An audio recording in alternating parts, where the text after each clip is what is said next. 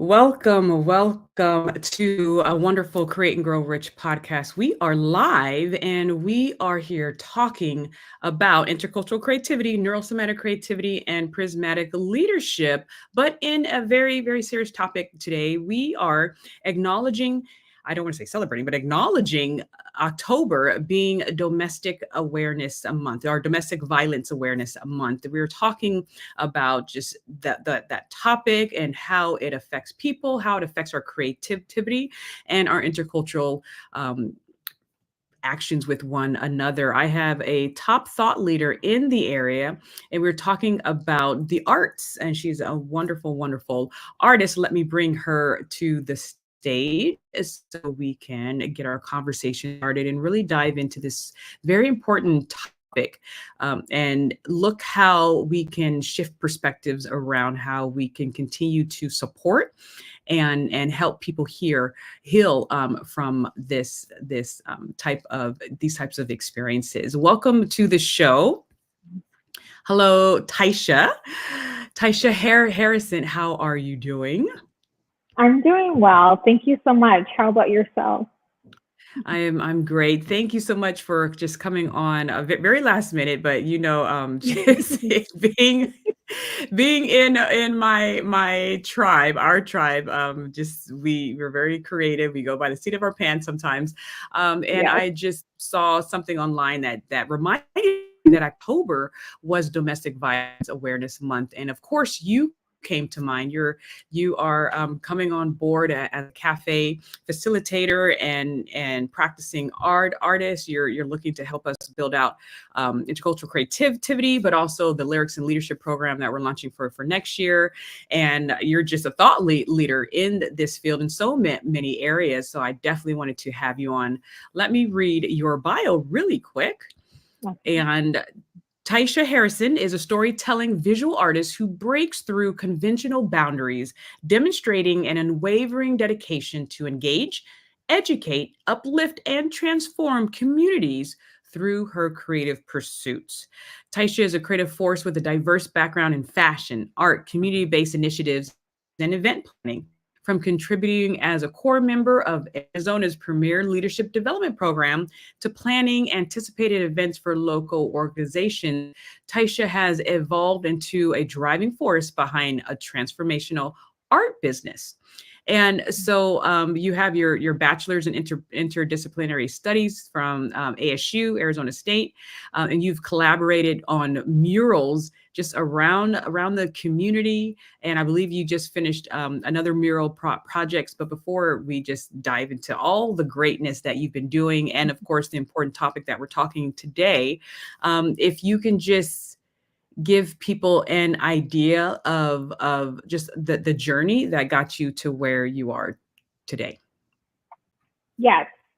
Um, so the journey started with, as you mentioned earlier, and thank you so much for having me on this podcast today. I greatly appreciate it, especially when it's surrounding my sister and the work that I do. So how I started as wanting to be a motivator, wanting to be a teacher. I didn't know that I was an artist, a creative, until later in life, but the journey has been beautiful along the way. And so I started as a tutor of third graders in college, and I was working at the bookstore.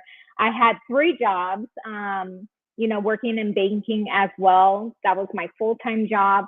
And then I felt like I wasn't giving back to the community. So I went back to school after ASU to be a fashion design and merchandising student, graduated with an associate's after. So I did it backwards, which is totally fine. I moved to North Bergen, New Jersey. I like to say New York because I used to commute over every day. Came back, worked for Neiman Marcus as the shop and brand manager for NM Luxury Essentials and Cashmere. And at that point, I was like doing so many volunteer work in the community, trying to pave my way in the fashion world. And I was like, you know what? Fashion is not for me because I'm not giving back to the community. And it always led to the community, like the community point. And so I quit Neiman Marcus. It was a fun job. I love the creativity component of the job position. And I went into leadership, and I worked for Valley Leadership, which is a nonprofit leadership that provides a leadership program for politicians, C-suite executives, etc. Very premier. And I was laid off in 2018. Being laid off and then you're heartbroken because I was in a relationship at the time, that just did something to me. Something clicked within myself, and I wanted to express myself. Never done a major event before this one, but a solo event, I should say. And I kept seeing the numbers 711, 111, just the numbers kept speaking to me. And so I invited 7 poets, 11 artists on January 11th to create this experience, which leads me into today. The poets read their poems while the artists paint how they felt. It was very intuitive. I probably had around, I like to say 111, over 100 people attend this event, but that did something to my soul of how an artist can just paint by the words that they heard within 3 hours, because the event was from, I don't remember, 7 to maybe 10, 7 p.m. to 10 p.m. And so from Wait, there, let's stop. Let's pause there, right? Because my job is to really help people identify the gems, right, within people's stories, and see how they can apply it to their life. So you had a traumatic event of a breakup, right? It was very emotional, and you had the event of being laid off, and you said these happen around the same time, right? And so within a month. Mm-hmm. within a month, which is that's a very short time to deal with 2 highly emotionally events. And a lot of times in leadership training, in emotional training, we talk about resilience. And I just heard someone give another definition of resilience. The psychological definition of resilience is your ability to bounce back to like an equilibrium, right? And so instead of spiraling into depression, instead of, God forbid, harming yourself or doing something going along that areas, you pivoted to art. And not only to art, you threw an event. Right? That I haven't heard of anyone doing that. People going to art to deal with those emotions. I have, but throwing that event, that was your first time throwing a poet and painting? Yes, that was my first solo event. Yes. Okay. All right. So I just wanted to make sure people were aware of that, because that is, one of the things that drew me to you. I met you over, you said a friend saw me, saw some of my work on LinkedIn and said you have to connect with this person. And as you were going through your story, I just kept seeing these resilient gems and these other 21st century skills pop up within your story. So I just wanted to make sure people were aware of that resilience and that pathway to actually to not only nurse yourself back to health with the arts, but you even created a space for others. So, wow, you can continue. Yes, for sure. Thank you so much for backing it and explaining that, because that is very key. So this was my initial of being like having my heart broken and in that place, and then finding a way through art. So that was my initial introduction, besides fashion, to that. And to your point of depression, I was depressed prior to it, which led me to moving to, New York City and the fashion perspective. I left that part out, but that's when I found my voice. And jumping back to the event and starting from this point again, that was a huge pivotal breakthrough moment for me, especially today once I get to this point of where I'm at now. So that's 2018. I host this event. I've heard so many people state this is an event that they never been to before, and it just spoke to the soul. They just kept saying, it speaks to the soul. And I didn't really know what that meant. I was just expressing because I was hurt. I just followed the signs of the numbers, by inviting people that I did not even know, artists and musicians. And I was just praying to God for a platform, and that's what was created. That's the first time. And so I went back to school, Milan Art Institute, to learn the techniques and like the old mastery techniques and mixed media, marketing standpoint, because I wanted to become an artist to share my story, to become that storytelling visual artist, like what I had witnessed at the event. And I called it my Beauty Within movement. And so that took a year, and that was 2019 until 2020. So around that time, we all know that COVID hit, but I was flourishing in that moment because I was praying to God for, this platform. And all I heard was, I am. It was like a feeling, emotion. It's something that I cannot describe. I woke up one morning, and it was like early in the morning, maybe 4 or 5 o'clock in the morning. And, started my prayer, because you have to have this plan, this routine, not plan, but routine. And I was doing meditation, I was doing breath work, I was doing movement, all sorts of things. And I didn't know the background before I met you, how powerful it was. I was just hearing and, just following my intuition. And it was leading me on this path of this meditative experience, spiritual experience. And so one morning around 4 or 5 o'clock in the morning, I just felt I am. And I was like, okay, I am what? Uniquely undefined, because in my mind, I had a business mindset. So the left side, the logic side. So I was like, I need to create a business name. I need a website, all this different plans. But the other side of me, the creative side, was just flowing. The spiritual side, I guess it's all one, but was just going with the flow. And when I heard I am, I was trying to piece together what this business will look like, my art business would look like. And I happened to come across undefined. It was just, I am undefined art. And that's my art business. And so I don't know if you want to speak on that before I get into my sister's story. Yeah, sure.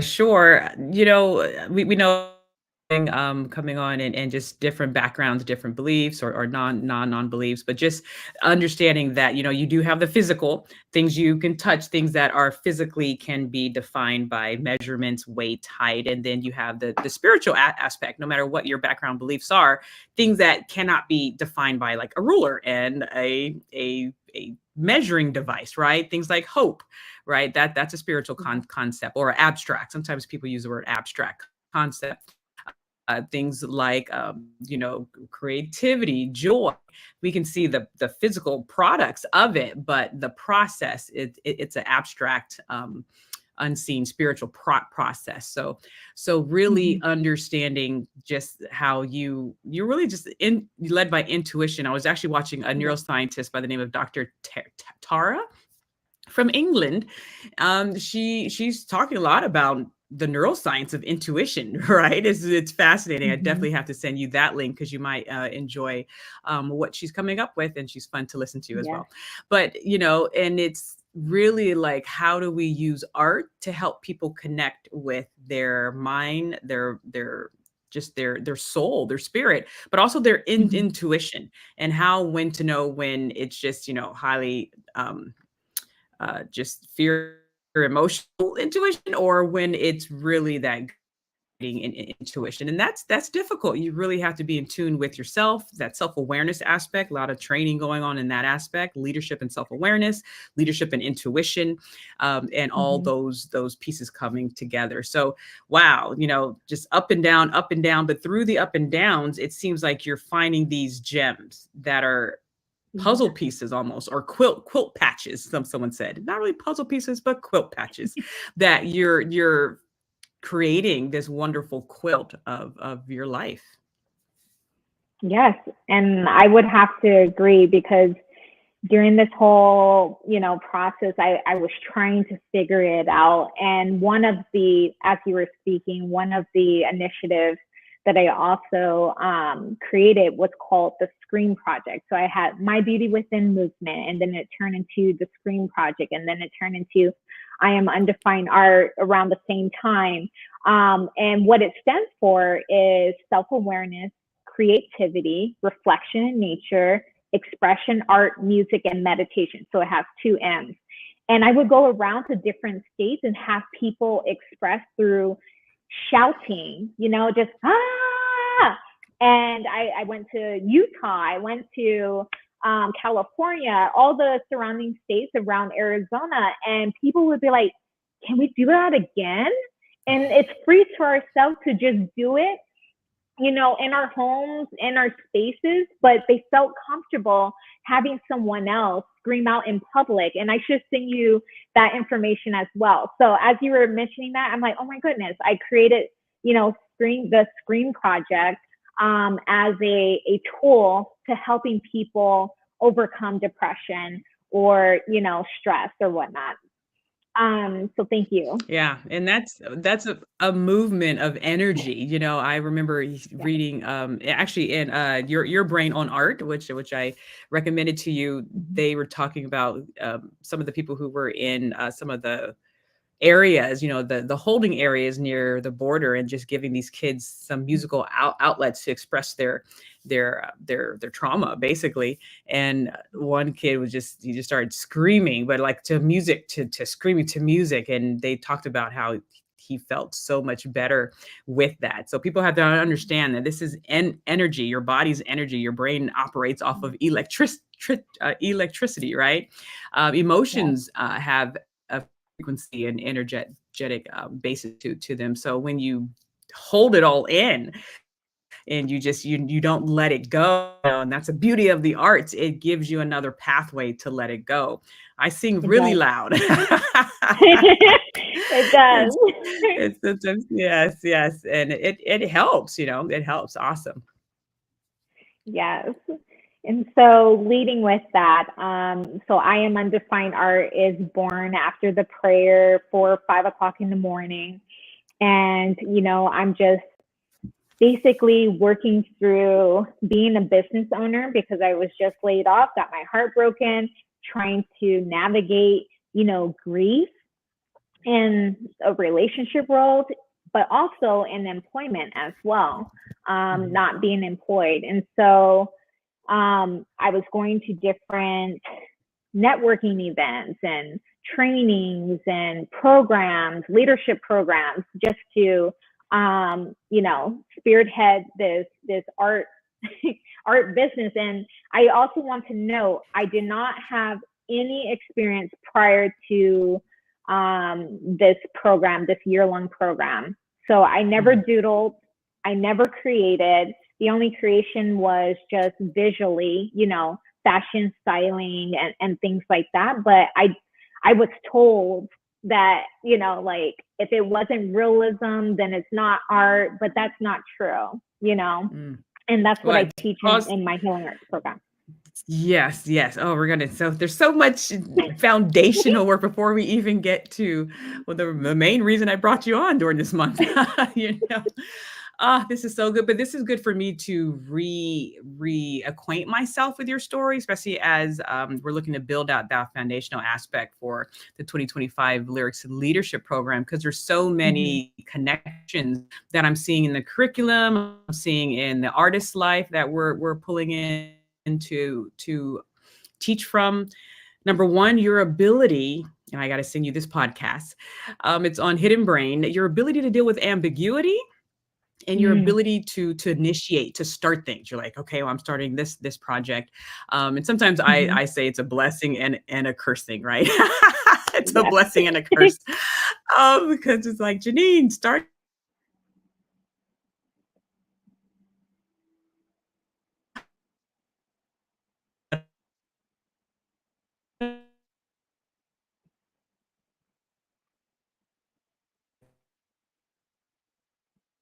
You're frozen on my end.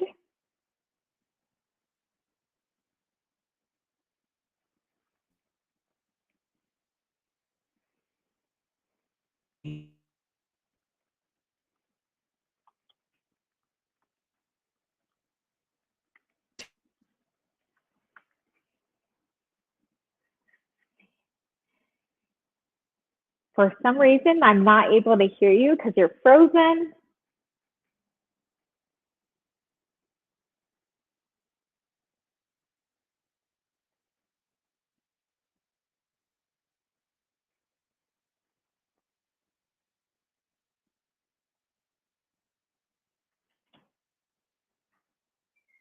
I believe Janine will hop back on.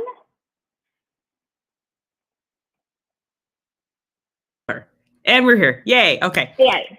Awesome. I had to switch back from my internet's phone to a different internet. So I wanted to pinpoint your ability to deal with ambiguity, your ability to initiate things. You're like, okay, what's the solution that I have right now where I am to assist in this situation? So the Scream project, and the funny thing is I have all the neuroscience behind what you're doing, but you just had an intuition to do. But also the podcast, The Hidden Brain, great podcast. But they had a wonderful guest on September 30th who talked about this not new, but this very important leadership trait of your ability to deal with ambiguity. Some people they need to know, like, I know what I'm doing for the next 6 months. I have my whole schedule planned out. And then there's people like me, it's like, where am I at tomorrow? I don't know. No, like, where am I at 3 months from now? I could be in Japan teaching, or I could be upstairs, reading to my son. I have no clue. Yeah, and so, you want a nice balance, you wanna have some things planned out. If life throws a curveball at you, how readily available can you pivot, or can you see which resources you have available in order to create something new, create a new path? And so, yeah, hearing that in your story and then seeing where it hits in the curriculum, it's just great to see people actually walk out the research, right? And so awesome. Yes, which leads me into it's a great segue to like get into the point of losing my sister. So I believe that foundation, what I just explained, prepped me enough to be standing here today. Because losing a sister to domestic and gun violence takes a weight on you. So on December 19th of 2021, I received a phone call from my brother that my nephew was in the hospital. And the Phoenix Children's Hospital was just 3 minutes from my home. It was literally one street. I was on Osborne and it was on Thomas. So it's just one street up. And that must have been the longest 3 minutes of my life of getting there, because I didn't know what was happening. I just heard that my nephew was in the hospital. I didn't think of my sister and like what that situation is like, get to the hospital because I'm the first one or the closest one to the Phoenix Children's Hospital. And once I got there, it's during COVID. It was 2021. There's only one person that can go into the room, and I'm the main person. I've always been known as the goody two shoes, the mama bear. I'm the oldest, the first generation college grad, and I get in the space and there's nothing but doctors and a policeman, and I'm still trying to calculate what's going on, what's happening. I'm here. I just know that one of my nephews is in the hospital, and I see doctors and I see the policeman, and I'm registering like, where's my sister? Because she was the caregiver. She was the main person. She was a single mom, and my nephew trusts me, and I just have this look just embedded in my mind. And I do want to say, I always give this disclosure. If anything feels uncomfortable, of what I'm saying. Please take care of yourself. I always say this in my trainings, or if it activates or triggers anything, please take care of yourself, because it's going to be, the more deep, so I just want to mention that. So getting back to the story, I see my nephew sitting there with, this policeman and maybe 5 or 6 doctors and nurses. And all he says is he shoots, and he's only 6 years old.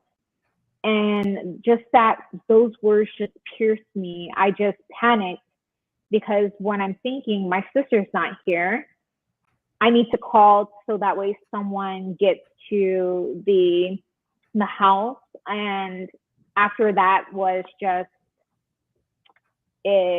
life just changed forever, and we can discuss that and how art was embedded. But for a year and a half after that was so hectic, and still trying to navigate the business life, and then also heal, and then like, how does this even work? And I jumped in immediately. I contacted the ACEs BV, which is the Arizona Coalition to End Sexual and Domestic Violence. I was contacting different organizations on how to help and, donate paintings to raise money to, provide resources, along with trying to get resources for my family and I, which is very limited, to say the least.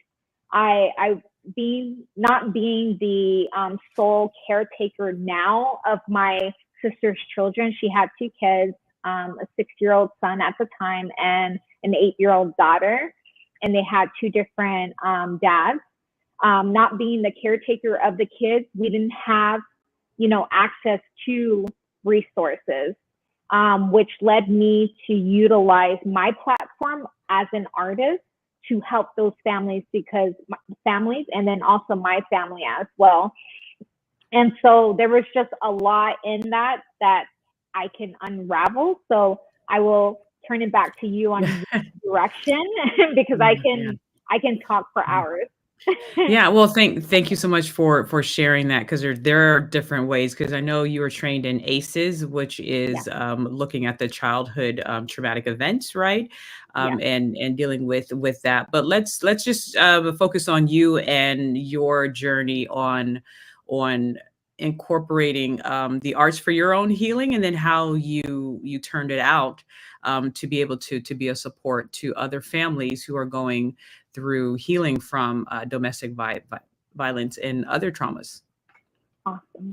Yes. And so, as I was mentioning, not having as many resources, and I have an art platform to helping others, I utilize my art business and switch what my main goal and purpose was for it, which was basically I'm still speaking to and from the soul, but in a space now that is very significant to myself, like domestic violence, people who are involved with domestic violence, so the survivors and then the families as well. And so by me contacting the different organizations and participating, it led to other opportunities of, facilitating healing art workshops. And I like to call it healing art experiences, because I not only facilitate like a paint by number, not even paint by number. Let me go ahead and back up. A sip and paint, what people would relate to. I utilize my leader friends, colleagues, like, a musician or another poet or, a DJ or a dance performance artist into the experiences when I'm teaching and educating the DV survivors or other organizations in this industry. And so my new initiative is called Sunflower Soul Project. And during that year and a half to where I felt helpless, and that, the state wouldn't, doesn't have as many resources for my and my family, you know, I went back to, similar to I Am Undefined Art, prayer, really praying and grieving. And, you know, I asked God, I was like, please help me, like, you know, and I'm always thinking about other people. And it's always like that, like, please help me, you know, create a platform to helping other families, because I know that there are other families. And one morning, it's probably 3 or 4 months after, you know, learning about this horrific experience, I took my friend to work, and it's probably around the same time, 5 o'clock. And it's cold because it's now, you know, March or February, end of February. And I just had this moment, this emotional moment where I was crying hysterically, and I didn't want to cause an accident. So I pull over to the side of the road. Mm-hmm. And as an artist, I see a mural of a sunflower, and I should have sent it over to you so you can show it on the screen. Well, I have one, but it may not be the one that you saw, but I'll show it. But go for it. So I pull over to the side so that way I don't get in the accident. And it was like a, you know, just a regular like gate on the side of a restaurant, and it was of a sunflower. And I'm just observing it as an artist, just observing this sunflower as I'm calming down, you know, self-regulating. So that way it's safe to move forward. And I must have sat there for maybe like 10, 15 minutes. And I started to drive home. And if you're in Phoenix, you know that Hance Park is like in the center. So the only way to go is right or left. And I ended up turning right. And that was like within 2 minutes of this other sunflower. There's this other sunflower painting. And so now I'm creating in my mind as maybe a way of to self-regulate and like get myself into the like more of a calmer state. I don't know the terms yet. I'm creating like this maze. Yeah, we know that it has the parasympathetic nervous system, where it's like rest and digest. Sometimes they say, but yes. Like safe, like I'm safe, you know. I'm safe. And I see the second mural 2 minutes from the previous mural, and it's of what I thought was a sunflower, but it had like a different. So I'm guessing it's like a daisy, but I thought it was a sunflower, and it's down an alleyway. So I go down this alleyway. After taking pictures of the second mural, and on the back of an art gallery was 10 times as large as the first and the second mural of a sunflower, and it was kind of like floating, like it was multiple sunflowers, maybe like 20 sunflowers just floating. And I knew at that point that was my answer. And I prayed to God, and I prayed to my sister. I said, okay, sister, okay, God, it has something to do with sunflowers, because again, I needed the business name, I needed the whole structure of it, et cetera, as I mentioned with I Am Undefined Art. And my sister had this soul, this free-spirited soul. I like to, if you know the singer Jhené Aiko, she had a soul like Jhené Aiko, but an attitude like Rihanna, singer Rihanna. And you know, very spicy Gemini. She would remind us all the time. And I was like, okay, it has something to do with sunflowers. Well, that moment later, I pull up to the end of that alleyway, because I was still in the alleyway. A woman walked by with a sunflower printed backpack. So I was sold at that point. So I saw 3 sunflower murals, and then a printed backpack. And that's what started Sunflower Soul Project, which is a healing arts initiative to helping individuals who have experienced violence, or families who are basically coping and grieving their loss of violence, or someone who lost their life to violence. Wow. Wow. Thank you for sharing their origin story. I love to hear origin stories because, you see it in full bloom. You see you traveling around the nation, passing out sunflowers. You and I have taught together in Phoenix when you shared your story during the training that I did on and bringing in the arts in order to build brains from day one. Mhm. And yeah, and you brought your paintings. We had your huge paintings. Let me see if oh yes, yeah, good. Let me so when you and I presented, you know, everyone was just floored. Actually, no, that's not. Yes, this is the picture.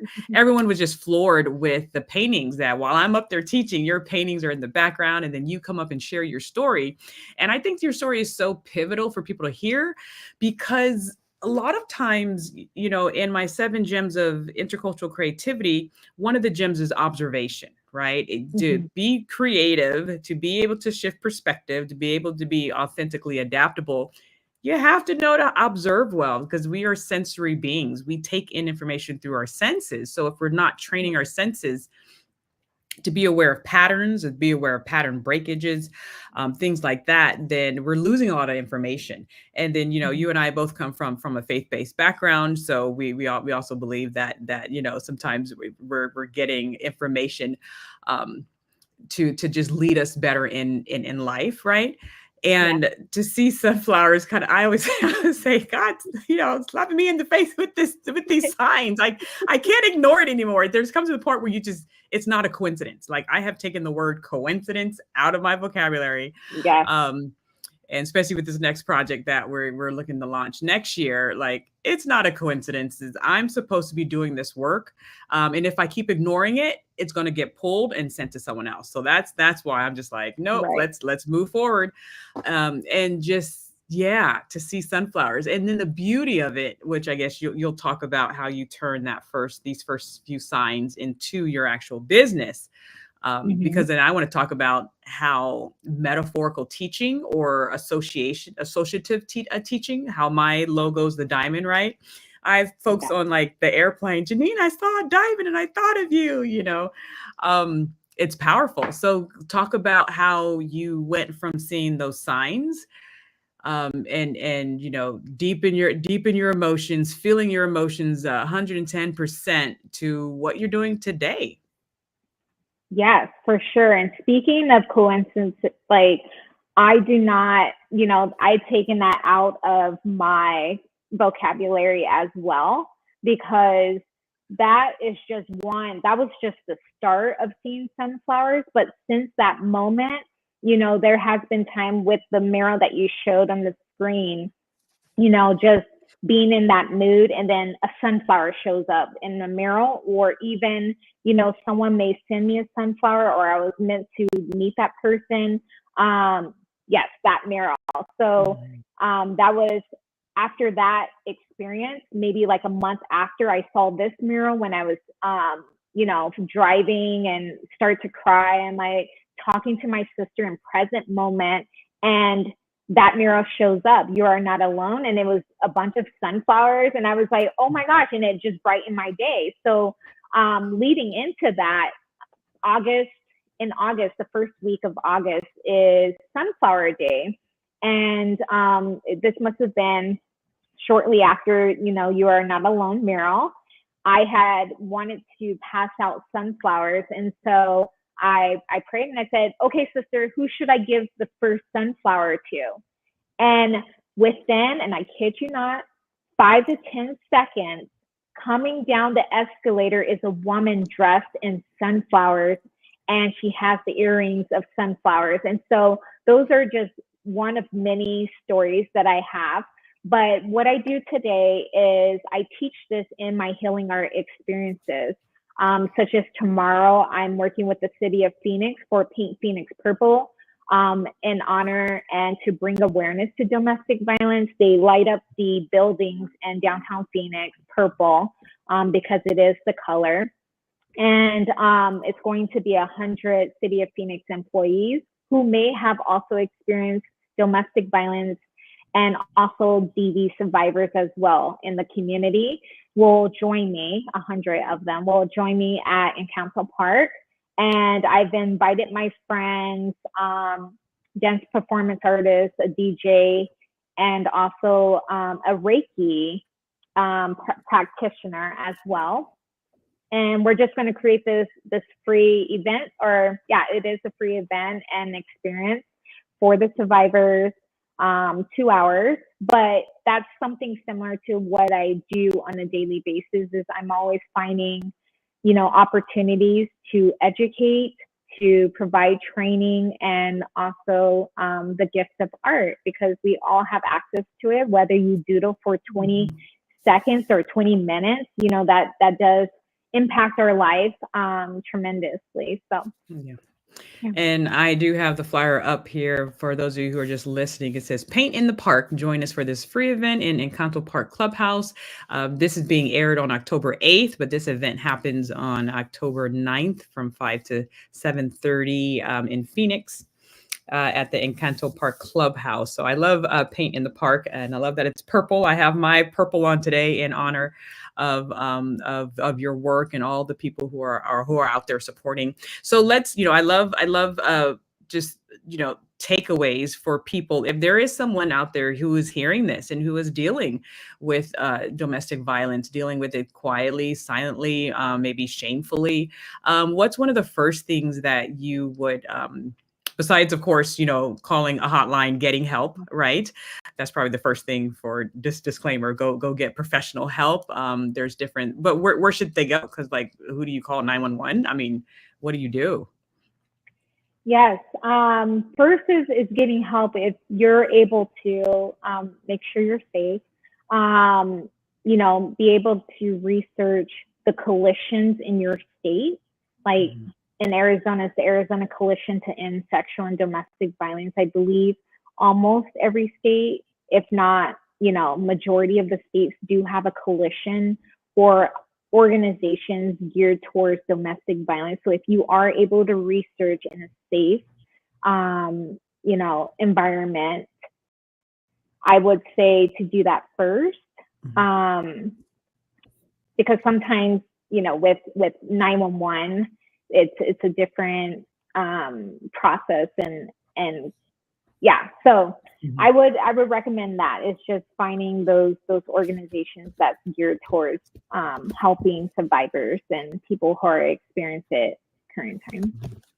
Yeah, and what are the first few things that you do in your workshop? Because some of these are family members, right? I've been the family member of someone not dealing with domestic violence, but dealing with other types of mental health issues. And so, even with alcoholism, there's meetings, not just AAA is for the people who are actually going through the issue or the experience themselves, but then there's actually like anon meetings. I didn't even know there's meetings for family members of people who are going through these. And I was just like, what? It was, and I went, It was very eye-opening to see mothers there and sisters and cousins. The person who's actually going through wasn't there in the meeting. It was just the family members of the people who are trying to support the one who is at different levels of their journey through it. So what would you, who do you normally work with? Do you work with direct survivors and eventual thrivers, or do you work with the family members of those afflicted? Yeah, so my work have reached so many people, from children to the families to the organizations to the actual survivors as well. So the past 2 weeks, I was in Chicago speaking to, the government, the advocates, the survivors, and the families. And then, tomorrow is, with the city. So there's a wide range of individuals that I do help. And then I also want to mention, I have a project that's going on since my sister was 27 years old. I received a grant from Phoenix Arts and Culture to work with 27 families. So I went to, I hosted 9 families here in Arizona. I reached out to the different organizations to have these families gather at Free Arts. And then I also reached out to San Diego Safe Place with the city, and worked with 9 families there. And so, yeah, mainly my focus are family Mhm. and children, so that way they're able to express and get things off their mind and off Mhm. their heart, in a non-verbal way, because some are not good with like words and describing things, but you can do it Mhm. visually, which is amazing because there's beautiful work that's coming out of it, and it touches Mhm. the soul in a different way. Yes, I'm going to jump in right after you because I love to support what you're saying, but the neuroscience that's coming out.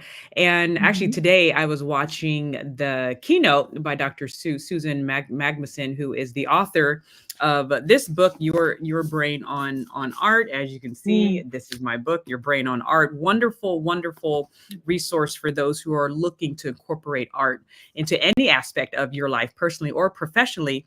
But she was saying, from her personal story, that her sister had an accident on I believe a horse or some type of event, and Mm-hmm. was bedridden for a year. And Yeah. it turned out that visual art helped her to start coming out of this just a dark depression, but also coming out and able to better communicate her experience. She couldn't verbalize it well, and they even talk about the Broca's area in the brain. And yes, I have my brain. I walk around with my model brain, but there's an area in your brain that's primarily focused on speech. And sometimes Mm-hmm. in traumatic experiences, parts of your brain just shuts down, right?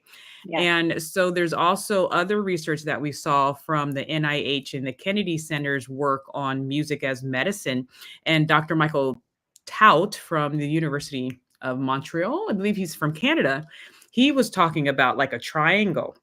Mm. And there's he said, there's in this diagram, there's three areas that he focused on: the brain, the literacy area, so your Mm-hmm. words, your phrases, you using words to communicate; your Mm-hmm. numeracy area, math and values, right? And then he said your artistry area, and Oh, it's a wow. tripod. And I don't know if you've tried to use a tripod with just two legs, but it's very difficult. Yes, and it he's is. and he's saying that artistry area is not being taken seriously in our current culture and our current societies. Whereas, hundreds of years ago, it was normal. You Mm-hmm. did this. It was just a part of life, right? And a Mm-hmm. part of the upbringing. But now it's like, don't do it only if you're going to be a professional. Don't do music unless Mm-hmm. you're going to be a professional musician. Don't do visual art unless you're going to be a professional painter, right?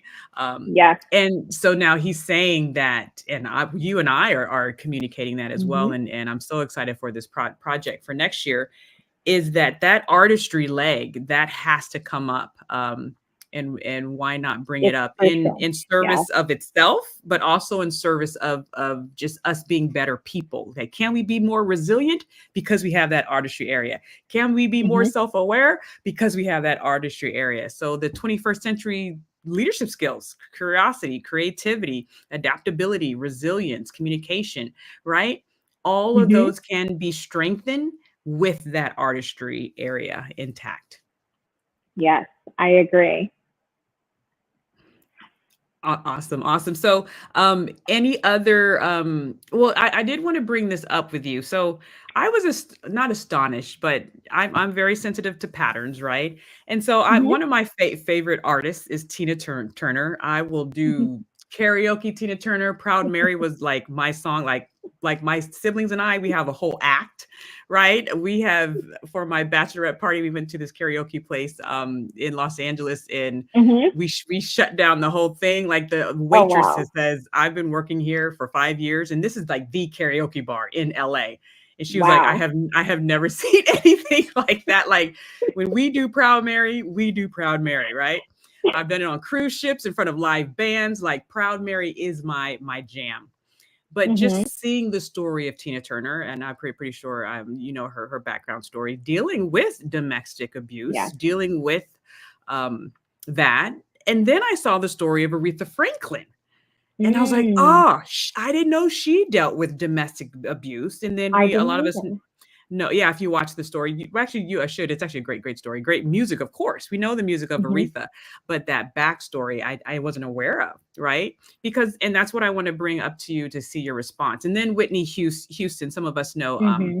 that, she dealt with some things. And I'm like, look at these powerful women on stage commanding it. They're brilliant. They're creative. They're getting stuff done. They are laying down the tracks and then going home behind closed doors and dealing with that. What are your thoughts about women who need to appear strong, but then dealing with that behind closed doors?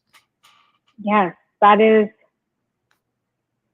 such a powerful statement, because we feel like we have to be strong. Like, I didn't know about Aretha Franklin. I knew about, Tina Turner, because I used to watch What's Love Got to Do with It all the time, every weekend. And as a child, that movie was just, because I saw it in my home as well, was just a norm. And just to think about it, and a realization now that that was like my favorite movie, but it didn't click that wasn't normal.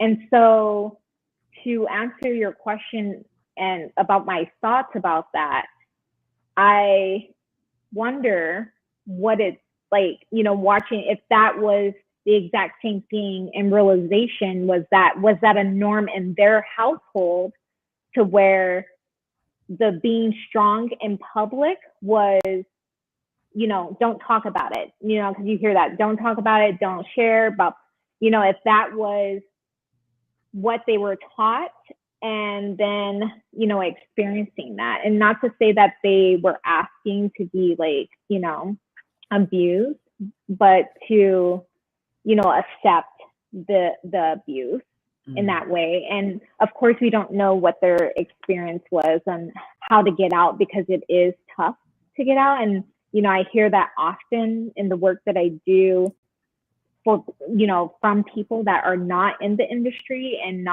have not experienced it, to where, how come they didn't get out of it? And, from training and attending these conferences, sometimes it's difficult. And I've heard stories that, people being part of, the military, like the person abusing, and, it's just political, is like all down the line. So we never know what someone's experience and story is. And just being open to that. Now, that could have been a how to just get by, is be strong, and yeah. So I don't have really an answer. No, it's not really to answer, because we don't have the solution. You're part of the solution with just you giving your expertise. But two gems you brought up is we don't know all of the facets going on in the story. And I want people to understand that a lot of times, domestic abuse isn't just alone, and there's so many different types of it. Like, someone may not be physically, be like hitting you or striking you, but financial abuse, that's huge, because you can't leave if you don't have funds, or if you don't have the network. Like, my husband's wonderful and everything is great, but if something happened where I have to leave, I got my mama's house to go to. I have my sister's house. Like, I have a place to leave and to go to. But everything is great in my home, so I don't want to I don't want to pull a clip or whatever. And I thank God for that. And just hearing these stories, I go to my husband, I'm like, thank you. Thank you for treating me with respect. Thank you for hearing my ideas. Thank you for, helping me build this thing that I'm currently building. Because as I learn other people's stories, I'm learning that that's not always the case. Right. That's huge. And so there's financial abuse, there's emotional abuse, there's verbal abuse, which we talked about. Dr. Lisa Philman Barrett talks about verbal abuse on the brain. It literally changes the brain, right? And then something that I coined, creative abuse, which a lot of times it's a byproduct of creative abuse. Is a byproduct of domestic violence, because if you're in a relationship and you're dealing with another type of abuse, verbal, emotional, physical, or other types, you're confidence in your creative abilities, your ability to produce an idea and send it out to the world gets pummeled. Yeah. It gets pummeled. What are your thoughts about how a lot of these abuses are not separate, but they are a lot of times threaded together? Yeah, I would have to agree. It is pretty much threaded, because it may start in one area and then it leads to different areas, and then it may come back to that first one. And it has like this, you know, not linear like timeline, you know. Mhm. So yeah, I definitely agree that it is threaded, Yes, because I yes, believe and the abuser tries to think through different ways to hurt you. So I can definitely see that. yes, yes, and I've just heard stories of sometimes it not being physical, but the abuser saying, you know, I I did this because I know if you knew how powerful you were, you would leave me. I heard that Mm-hmm. from someone, and I was like, wow. It's like they see your potential, they see your ability Right. to fly, they see your creative goldness, and so they are insecure and don't want you to leave, so they're going to try to dismantle it. And Yeah. so we just want people to know that October is Domestic Violence Awareness Month, that there are resources in your community if you are in need of help. But the arts, we feel, should be a part of that programming, or that journey, right? Yeah. Music is very powerful. Visual arts, very powerful. Theater, right, is very, Mm-hmm. very powerful. And so start to Move, look into areas. Movement. Thank you. Well, we can movement. do a whole other Mm-hmm. hour on movement. And so you gave me some quotes to put in here. What do these mean to you? Push the boundaries and push boundaries, embracing the unexpected. That is so good. Push boundaries and embracing the unexpected. It's Yeah, these like are the your flow. words. Oh, I didn't even realize it. See, I was in the flow because I was like, that's like the flow. Yes. Um, no, I love it because that's what I've been doing, especially when it comes to creativity. We are creative beings. So it Mhm, doesn't have to be through art, like you mentioned, it could be through movement, words, whatever feels right in your heart. mhm. We're as a collective, right? So I'm always doing that, and I feel like everybody's doing that. We're finding creative ways to live life, beautifully, and so Yes, yes. And also, yes, I love that point that you pointed out. And I always want to say that, yeah, creativity isn't solely artistry. yeah, Creativity is found in all fields. Even my mechanic who kept my Nissan Sentra, my right, 1999 Nissan Sentra running for 20 years, he was highly creative. Couldn't do a two-step, but he was creative at, at cars.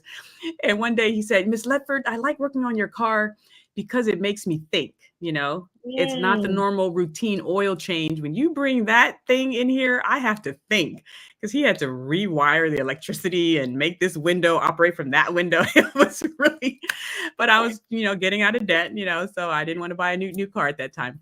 But I love that story because it reminds us that creativity is found in all fields. Now, artistry is a part of creativity, and you and I work in research says artistry can help your creative brain in non-arts areas, right?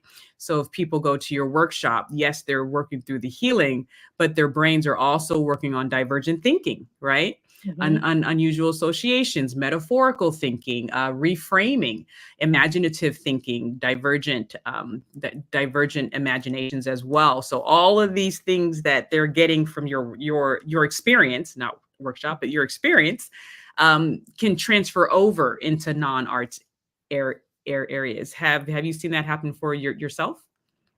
yes, I have. Um, I mean, that's everything that I do. Like everything that I do, that I'm learning from the participants as well in those Mhm. spaces. I love to say that we are all collaborating on this experience. That's why I don't call it a workshop. It's like an experience, because you never know what's going to happen. You never know what you're going to take. You never know who you're going to impact. And that just keeps going on and on and on and on. It could be thousands of people, even though, yeah. So I definitely agree with that. Wonderful. So I went to a wonderful event put on by Miss Emina Viegas. You met her. She's a young 19-year-old artist who has painted a few things that I have up in my. Your art is in my house. Or her art is in my house. I have authentic art. I know the artists of these paintings, and I love supporting local artists. But she threw an event that brought a lot of art artists into town, but also a woman who makes cloth flowers. And of course, I saw this and had to get one because it brightened my day. And I was like, I need to get one for her. But I was like, hey, you might want to talk to her because this will be good for your clients and your friends. But normally I ask everyone to end their podcast with a gem, right? Because my logo's the diamond. But I want you to end your podcast with just a sunflower sentiment. Ooh, that came up right on the spot. A sunflower sentiment. So what would you like to leave our audience with? I would love to leave the audience with that you all are sunflower souls. That is one thing that I do. And, like when I'm facilitating healing art workshops, I always have my individuals, shout, I am a sunflower soul. And also define what sunflower soul means to you. Because if you know, a sunflower follows the sun throughout the day, and then it repeats that. So from east to west on a daily, especially when it's like younger, like blooming. And so just knowing and learning about the sunflower, you can learn so much because it reflects our soul, how resilient we are. So just saying that statement, I am a sunflower soul, I would like to leave that with everyone. Beautiful. And I love that, the fact that it leans towards the sun. Yeah, welcome to the dawn, right? Yes. Beautiful. And if people wanted to find more out about your art, I have one of your a lot of your paintings in my home, but what if they wanted to get some of your paintings in their home? Where should they go? Yes, please visit www.iamundefinedart.com. Yeah, let's put that on the screen, and let's put up some of your art so people who are visually watching this can see. Yes, so amazing art, flowers. I am undefined art line, and just amazing. I just love sharing people who are creative in the ups and downs. That's the thing, is sometimes it's easy to just, but sometimes when life pushes you in some hard areas, sometimes I feel even more creative because, like, okay, these are the only things I got to work with. That restrained creativity. And then once you just give your brain a break to just really get that default mode network, right? For those of you who know that. We really need to just tap into the endless possibilities of this beautiful organ tied to our mind, our body, our spirit, and our soul. Right? Yes. Beautiful. I agree. Well, thank you so much for giving your time. Thank you for giving your story about what got you really involved with supporting Domestic Violence Awareness Month. Hopefully you see this in time to go check out her event in downtown or in Phoenix if you are around the area, October 9th. But if not, definitely follow her on Instagram.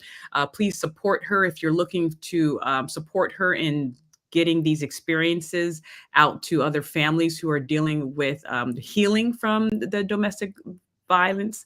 And just know that we are a community, right? We're all tied together, and it's our art. I believe it's our art and our creativity that will give our lasting impact on the earth. That's really what's going to matter. it's your family, your faith, and your art and your creativity that's going to matter. So I thank you so much for your time. Thank you for those who joined us live. We hope you got a few gems and sunflowers from this conversation, and we will see you next time. Go be creative and go be a prismatic leader and contributor. Talk to you later. Bye-bye. Bye. Thank you.